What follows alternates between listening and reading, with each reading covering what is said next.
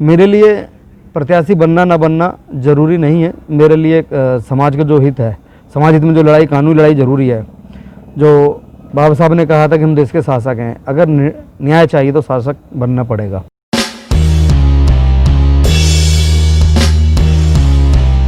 हमारे साथ आज एडवोकेट प्रमोद निमेश गाजियाबाद से हैं। निमेश जी, स्नातक एमएलसी जो चुनाव हैं वो बहुत जल्द उनकी तारीख आ भी गई है। 1 दिसंबर की तारीख है उनकी। आप उसमें पहले प्रत्याशी थे, लेकिन अभी आपने समाज हित को ध्यान में रखते हुए अपना नाम नहीं दिया है। लेकिन इसके अंदर कुछ नए नए तथ्य निकल कर आ रहे हैं, क्या कहेंगे उस बारे में? सभी सम्मानित साथियों को नमो बुद्धाय, जय भीम। समतावाद चैनल का धन्यवाद, साधुवाद। जैसा कि एमएलसी स्नातक जो चुनाव हैं, शिक्षक और स्नातक प्रत्येक 6 वर्ष में होते हैं। इनका कार्यकाल 6 वर्ष होता है और मई 2020 में इसकी सीट खाली हो चुकी है और जिसका चुनाव प्रस्तावित था मार्च अप्रैल 2020, कोविड-19 की वजह से पोस्टपोन था। इसमें एक चीज़ देखने को आई थी काफ़ी लंबे समय से कुछ व्यक्ति ही इस पर सीट पर काबिज है। इसका रिसर्च करा गया, ऐसा क्यों है? तो देखने में आया जो दिशा निर्देश हैं शासन के, चुनाव आयोग के, उनका फॉलो वो नहीं हो पाते हैं। तो उसको फिर हमने उसका रिसर्च करा कि ऐसा क्यों है। तो उसको देख तथ्य नज़र आए कि काफ़ी सारे जो लूप होल्स हैं, जो कमजोरियां हैं, वो नज़र आई। तो उसमें सबसे बड़ा जो कमजोरी है वो शासन और प्रशासन की लापरवाही। एक चुनाव आयोग ने सितंबर 2016 में एक चुनाव निर्देशन जारी किया था एमएलसी स्नातक शिक्षा संबंधित, जिसके आधार पर ये चुनाव होते हैं। वो नोटिफिकेशन नंबर 37/2016 है, जिसमें बताया गया है कि चुनाव A to Z की प्रक्रिया क्या है। उस प्रक्रिया को चुनाव के रजिस्ट्रेशन पंजीकरण के दौरान देखा गया तो नज़र आया कि 70 से 80% उसमें लापरवाही हुई है। वो जो नोटिफिकेशन है उसका रूल और रेगुलेशन फॉलो नहीं करे गए हैं। तो इसको लेके मैंने PIL हाई कोर्ट में डाली थी सितंबर 2019 में, जो अभी पेंडिंग है। इसको लेकर मैं सुप्रीम कोर्ट ऑफ इंडिया में PIL दाखिल कर चुका हूँ। जल्दी इसमें 1-2 दिन में निर्णय आ जाएगा और संविधान में, उच्चतम न्यायालय में पूर्ण आस्था है कि समाज हित में आएगा। मेरे लिए प्रत्याशी बनना ना बनना ज़रूरी नहीं है। मेरे लिए समाज का जो हित है, समाज हित में जो लड़ाई, कानूनी लड़ाई ज़रूरी है। जो बाबा साहब ने कहा था कि हम देश के शासक हैं, अगर न्याय चाहिए तो शासक बनना पड़ेगा। तो उस लड़ाई को आगे बढ़ाते हुए मैं सुप्रीम कोर्ट ऑफ इंडिया में अपनी PIL दाखिल कर चुका हूँ। निर्णय बहुत जल्दी आएगा। अगर वहीं भी सुनवाई नहीं होती तो माननीय राष्ट्रपति महोदय जो अंतिम कड़ी बस्ती है, वहाँ पर मैं उसकी याचना करूँगा। तो इसीलिए मैंने इस चुनाव को अपना नामांकन नहीं किया है।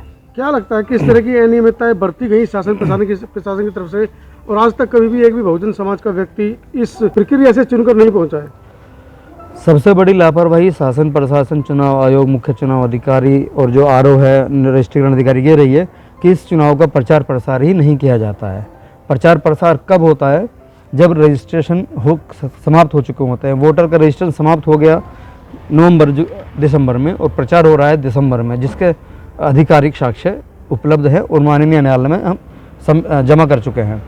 दूसरी लापरवाही इसमें बड़ी यह है कि इसमें 2016 में ही नोटिफिकेशन जारी कर दिया गया था कि वोटर रजिस्ट्रेशन ऑनलाइन होना चाहिए और इसको मुख्य निर्वाचन अधिकारी समस्त राज्य के जो भी संबंधित एमएलसी विधान परिषद है यहाँ पर, उनको जारी कर दिया गया। तो पर्याप्त समय होने के बाद भी उत्तर प्रदेश चुनाव आयोग ने इसको लागू नहीं किया, जबकि बिहार एमएलसी में ये सक्सेसफुली हुआ है, पारदर्शिता रही है।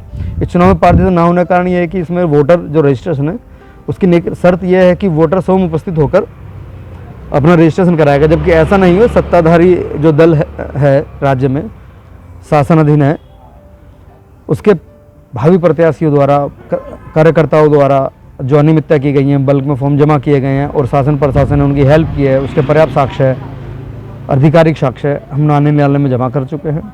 इसी तरह के बहुत सारे वॉलेंस हैं जो उन्होंने किए हैं, जिसके पर्याप्त लगभग 400 साक्ष्य ऑन पेपर आधिकारिक रूप से हम माननीय न्यायालय में जमा कर चुके हैं।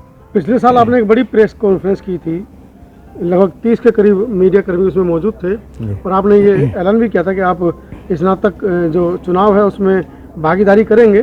किन्हीं कारणों से चलिए, जैसा कि आपने कहा कि आप इसमें अब प्रत्याशी नहीं हैं, लेकिन कहीं ना कहीं आपने एक चिंगारी भड़काई थी कि इस तरह का कोई चुनाव भी होता है। और वर्तमान समय में देखें तो लगभग 8 से 9 प्रत्याशी जो अनुसूचित जाति के हैं वो मेरठ सहारनपुर सीट पर चुनाव लड़ रहे हैं। ऐसा तो नहीं लगता आपको कि वो आपस में ही लड़ेंगे तो कहीं ना कहीं जो हमारा मुद्दा होना चाहिए जीत का, उसकी तरफ हम कहीं ना कहीं हार का भी ठप्पा लगाएंगे उस पर? मनोज जी, आपका सवाल बहुत वाजिब है। इसमें पिछले वर्ष 2019 अगस्त में मैंने एक छोटी सी मीडिया प्रेस वार्ता रखी थी, केवल ये बताने के लिए कि इस सीट पर भी हम अब प्रतिनिधित्व कर सकते हैं। बहुत से छोटे छोटे बहुत सारे चुनाव में जो हमारे समाज नहीं जानता है, अनभिज्ञता है शासन प्रशासन की, प्रचार प्रसार कमी होती है, तो मैंने एक छोटे से माध्यम से इस बात को समाज में पहुंचाने का कार्य किया था कि एमएलसी स्नातक और शिक्षक नाम की एक सीट होती है जिस पे इस तरह से चुनाव होता है, जो अब तक चुपचाप हो जाता था, जिस पे कुछ लोग छोटी छोटी वोटों पर अपने संबंधितों की वोट बनवाकर जीत जाया करते थे। समाज अनभिज्ञ था, उससे बहुजन समाज अनभिज्ञ। जी बिल्कुल अनभिज्ञ था। उस चीज़ को जो मैंने समाज को जगाना का काम किया था और शायद समाज इतना जाग गया कि इस वर्ष 2020 एमएलसी स्नातक शिक्षक चुनाव में लगभग 6, 7, 8 से लगभग प्रत्याशी नामांकन कर चुके हैं। हर जगह यही हाल है। लखनऊ में भी मैंने जांच पड़ताल की, वहाँ भी 4-5 अनुसूचित जाति के, आगरा में भी अपना जहाँ जहाँ भी स्नातक या एमएलसी चुनाव हो रहे हैं वहाँ पर तमाम अनुसूचित जाति के जो प्रत्याशी हैं उन्होंने अपना नामांकन किया है। कहीं आपको नहीं लगता कि इस तरह का बिखराव हमको नुकसान देगा? ये बिखराव है और जो षड्यंत्र है विरोधियों का, वो अपने षड्यंत्र में कामयाब होते हैं। कुछ लोगों को अपने द्वारा जो सुना गया है बीच में वोट करने के लिए खड़ा करा जाता है और हमारे प्रतिनिधित्व को रोकने की पूरी जो उनकी साजिश है उसमें वो सफल फिर से हो जाएंगे। मेरा तो निर्णय यही था कि कोई एक व्यक्ति लड़े और समाज उससे जीता के शिक्षा क्षेत्र को उत्तम बनाने का प्रयास करें, क्योंकि मैंने पिछली बार भी आह्वान किया था कि एक ही समाज से एक व्यक्ति प्रसार करे और चुनाव लड़े और अपना नामांकन करे। लेकिन ये मेरे द्वारा नहीं, काफ़ी लोगों के द्वारा, संगठन के द्वारा, व्यक्तियों के द्वारा प्रयास किया गया है और मेरे पास भी कल तक शाम तक भी फ़ोन आए हैं, आज सुबह तक फ़ोन आए हैं, लेकिन वो इस प्रयास में असफल रहे हैं। इस संबंध में मैंने भी कई बार प्रयास किया है, लेकिन सभी लोग अपने राजनीतिक अहंकार के कारण इस सीट पर चुनाव लड़ रहे हैं, कोई भी समझौता करने को तैयार नहीं है। जबकि मैं कह चुका था कि 6, 7, 8 जो भी प्रत्याशी हैं उनमें से मेरा नाम हटा के बाकी में चुन लिया जाए तो उसको हम तन मन धन से जिता के उच्च सदन में भेजने का कार्य करेंगे। तो अभी वर्तमान में जो प्रत्याशी हैं उनके लिए आप क्या मैसेज देना चाहेंगे? किस तरह वो समाज की सेवा करें या अपने अहंकार को जो उनके अंदर भरा हुआ है, जिसकी वजह से वो सभी एक ही दौड़ में शामिल हैं, वो अच्छा काम कर पाए समाज हित में? आज 16 नवंबर 2020 है।